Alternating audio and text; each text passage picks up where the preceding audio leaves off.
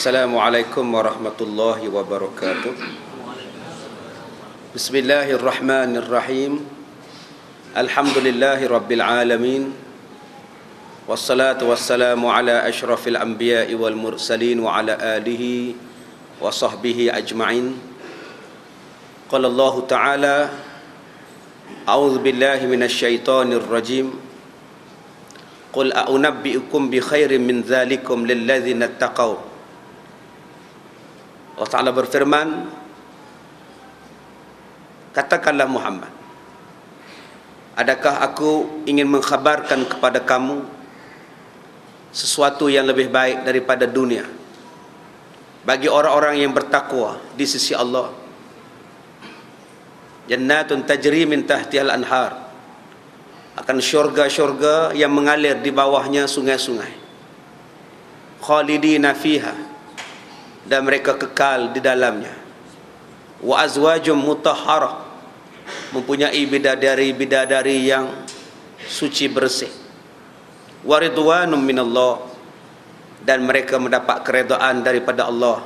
Wallahu basirum bil ibad, dan Allah itu melihat akan hamba-hambanya. Terima kasih pada saudara pengurusi majlis yang saya hormati, Tuan Nazir dan Tuan pengurusi dan ahli-ahli jawatan kuasa masjid. Yang dihormati sahabat saya saudara Zainal, Ustaz Zuhair dan seterusnya, tuan-tuan dan puan-puan, mudah-mudahan dirahmati oleh Allah Subhanahu wa taala.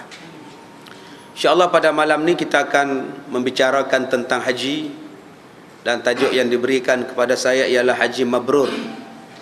Haji yang mendapat kebaikan, haji yang mendapat kemuliaan, mendapat barakah daripada Allah Subhanahu wa taala. Kerana Nabi menyebut di akhir zaman manusia berbagai-bagai niat untuk menunaikan haji dan mengunjungi Baitullahil Haram. Ada yang menunaikan haji dan mengunjungi Baitullah kerana ingin mendapat nama. Ada yang mengunjungi Mekah kerana perniagaan. Ada yang mengunjungi Mekah itu kerana nak berehat dan menghilangkan kerunsingan. Ada yang datang ke Mekah untuk semata-mata kerana Allah.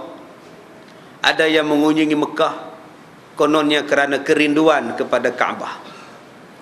Dalam macam-macam tujuan orang menunaikan haji umrah, ya Allah terima satu aja, lillahi ta'ala.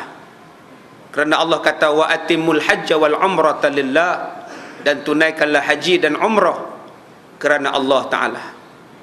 Niat satu aja, kerana Allah. Itu saja, lillahi ta'ala. Jelas Allah Ta'ala sebut. Sebab ada manusia menunaikan haji, menunaikan umrah. Ada yang bertahun-tahun menunaikan umrah, berkali-kali menunaikan umrah, tetapi haji tak pernah datang.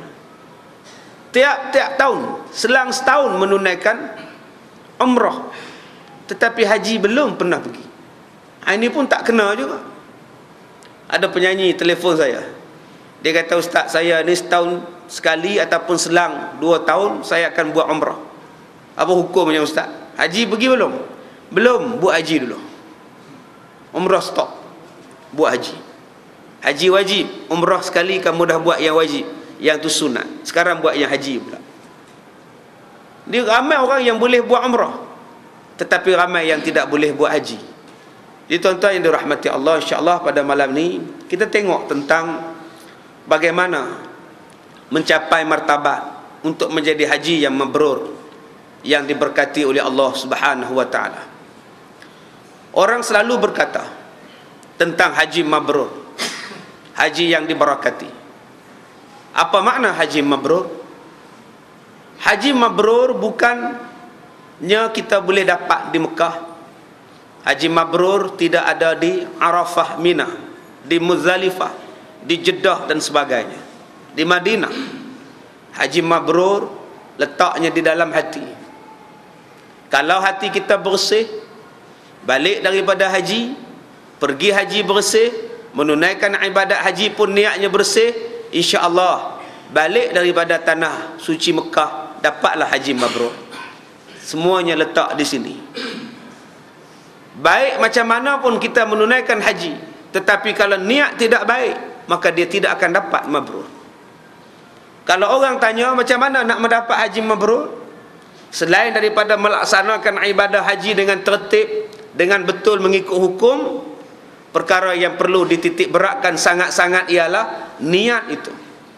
Kerana niat di dalam hati itulah yang menjamin mabrur ataupun tidak, menjadi tetamu Allah ataupun tidak, menjadi duyufur rahman ataupun tidak di tanah Mekah. Banyak orang yang mengadu, yang komplain, yang kecewa kerana tidak mendapat layanan yang baik daripada Allah di tanah suci. Saya tetamu Allah, Ustaz, kenapa saya sakit? Saya ni tetamu Allah. Ustaz kata orang yang buat haji ni tetamu Allah. Kenapa Allah tak layan saya? Kenapa hidup saya susah? Barang hilang, duit hilang, kasut ni tiap-tiap hari hilang kasut. Jawapan yang kena tanya, duit apa yang kamu bawa untuk belanja pergi Mekah? Bagaimana pergi Mekah? Niat kamu pergi Mekah untuk apa? Tuan-tuan, kita kena ingat, bila kita sebut kita ni tetamu Allah, ramai macam mana pun orang di Mekah, berjuta manusia di Mekah, ada tapak-tapak yang kosong untuk tuan-tuan tawaf di sekeliling Kaabah. Tuan-tuan jangan takut, sebab kita adalah tetamu Allah. Jangan kita kata tengok orang 5 juta, 6 juta, 3 juta ramainya, macam mana nak tawaf.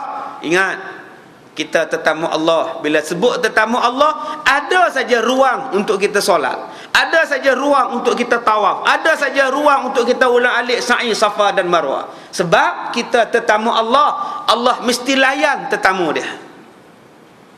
Tapi kalau kita pergi dengan keadaan tidak ikhlas, tidak ada tempat orang yang tidak ada keikhlasan di dalam diri dia, itulah yang dia dikatakan sebagai mabrur. Bagaimana tuan-tuan yang nak dikatakan tentang konsep di dalam hati perlu ikhlas, bila perlu ikhlas, dan bagaimana bentuk keikhlasan itu? Bila masa nak ikhlas? Sekarang ni kena ikhlas lah. Penerbangan 20 hari bulan, KT yang pertama 19 petang malam orang kumpul lah, 20 flight pertama KT. Ada orang yang tak faham KT itu apa. Dia ingat KT Ibrahim. KT itu kapal terbang lah, kapal terbang pertama, KT yang pertama. InsyaAllah berlepas 19 atau 20, ya, rasa 20 berlepas. Sebelum pergi, tengah duk cari duit, niat nak cari duit untuk pergi haji, yang tu yang dah kena ikhlas lah. Yang masuk dalam tabung haji ni pastikan duit yang betul-betul bersih, pendapatan yang halal, mesti ambil daripada sumber yang halal, dan mesti disertakan dengan niat untuk menunaikan ibadah haji. Duit jumpa, duit rasuah, duit tipu orang,